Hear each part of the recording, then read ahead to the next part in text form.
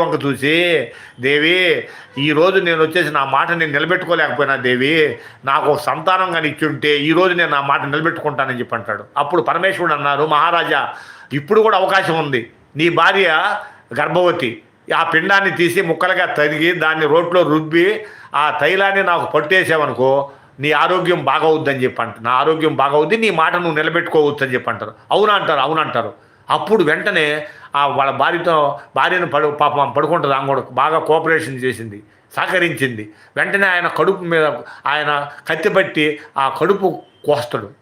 కడుపు కోసి దాంట్లో పిండాన్ని తీసి దాన్ని ముక్కలుగా తరిగి దాన్ని రోట్లో వేసి బాగా రుబ్బి ఆ తైలాన్ని వచ్చేసి ఆ పరమేశ్వరుడికి పట్టు వేస్తాడు.